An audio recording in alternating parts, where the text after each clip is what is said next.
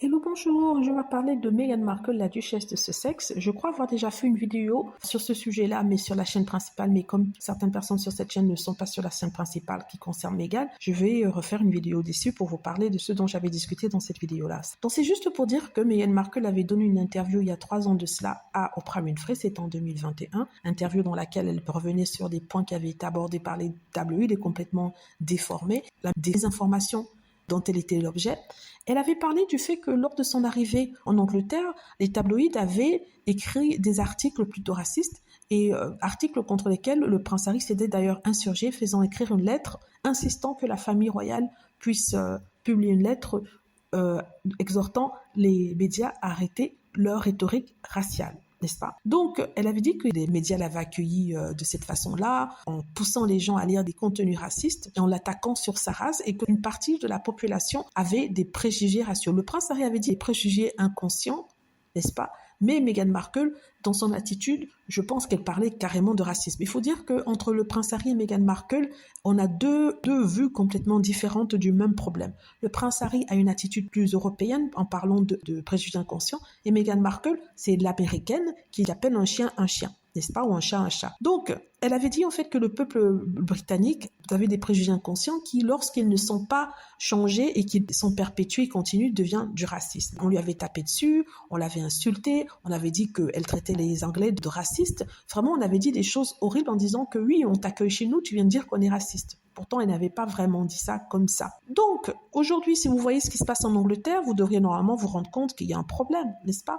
Le problème, c'est en fait tous ces gens qui manifestent dans la rue contre les immigrés, contre les demandeurs d'asile, contre les Noirs même, hein, parce qu'il y a des Noirs britanniques qui ont les papiers, qui ne sont pas des immigrés illégaux et qui se retrouvent dans la mêlée tapés dessus par des gens avec des croix gammées tatouées sur leur cou. Pour plus de justice, je vais expliquer que tout ça vient dans un contexte où 3 petites filles ont été poignardées alors qu'elles étaient dans une salle de danse. Elles prenaient des cours de danse, des petites filles de 7 ans, 3 petites filles, blanches, il faut préciser.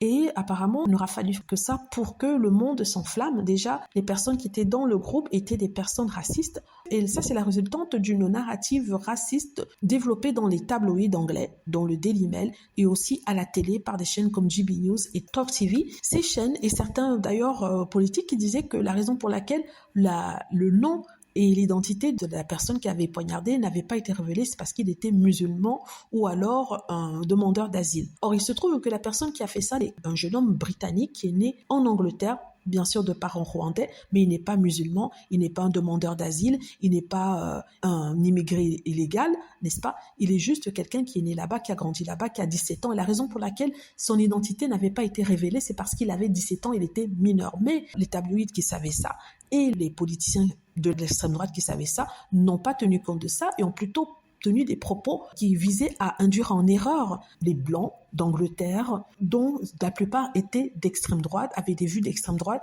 étaient racistes. Pas tous, mais 90% des personnes. Donc ce sont ces mêmes personnes qui sont maintenant dans les rues de Londres en train de brûler les magasins, en train de brûler les voitures de police, en train de lancer des pierres à la police, en train d'essayer de brûler une mosquée, en train de sortir toute personne noire ou basanée de sa voiture pour le taper, n'est-ce pas? Ces mêmes personnes-là sont en train de faire ça. Or, il me semblait que Meghan Markle avait été accusée de mentir. On disait, Meghan, tu mens, l'Angleterre n'est pas comme ça, mais regardez, vous-même, vous avez la preuve. Là, que ce que Meghan Markle, le prince Harry, avait dit était justifié. Ils avaient parlé de la complicité des médias, de la responsabilité des médias dans la désinformation du peuple, notamment avec des idées à tendance extrémiste. Et c'est ce qui est en train de se passer ici. On lui a tapé dessus en disant non, Meghan, c'est ton comportement, un comportement qui n'a toujours pas été expliqué. C'est ton comportement, c'est pour ça qu'on t'aime pas, c'est pour ça qu'on s'est retourné contre toi. Mais on voit ici que c'est pas le cas. Elle avait raison. C'est peut-être pas toute la population anglaise qui est raciste, mais quand même il y a une bonne frange de la population anglaise poussée par les médias qui se retrouve sur Internet pour écrire des horreurs sur elle et qui après disent que non, on l'aime pas à cause de son comportement. Donc je voulais dire aux personnes qui sont sur cette chaîne-ci, qui n'aiment pas forcément Meghan Markle ou qui n'ont pas d'idée par rapport à elle, que vous voyez, elle avait pas tort. Et c'est pas la première fois que des événements en Angleterre donnent raison à Meghan Markle. J'ai déjà fait plusieurs vidéos dessus pour montrer que voilà, on avait traité Meghan Markle de menteuse, mais voilà, regardez ce que la famille royale fait. Voilà ce qui se passe en Angleterre pour confirmer que elle avait dit la vérité. Je tenais à reconfirmer ici, parce que vous savez, j'aime bien discuter de Harry et Meghan ici, pour dire à ceux qui ne l'aiment pas que, voyez, regardez ce qui se passe. Et là, j'ai relaté les faits qui se passaient en Angleterre. J'ai donné de façon objective mon opinion.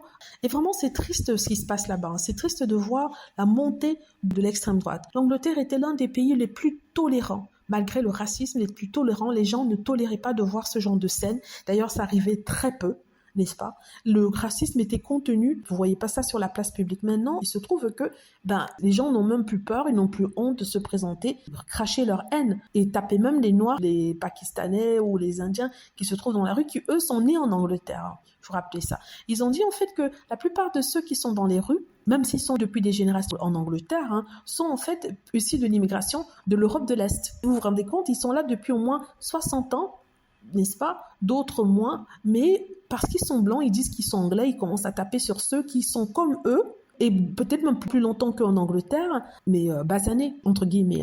Donc c'est marrant. Ceux qui sont de l'Europe de l'Est et qui sont racisés représentent à peu près 30% des personnes qui sont dans la rue en ce moment, des personnes d'extrême droite, mais c'est quand même assez grand comme pourcentage. C'est de la folie. C'est tout ce que je peux dire ici. Mais en tout cas, mon point que j'ai souhaité faire ici, c'était de dire que Meghan Markle avait raison. Regardez la frange de la population. Ils ont même fait des sondages. Un Anglais sur 3 trouve des justifications à ce qui se passe dans la rue en ce moment. C'est-à-dire les gens qui brûlent les magasins, envoient des pierres sur la police et chargent carrément la police et les pompiers. Ils empêchent même les pompiers qui vont éteindre le feu sur les mosquées et magasins qu'ils ont brûlés. Ils empêchent ces pompiers d'aller éteindre le feu.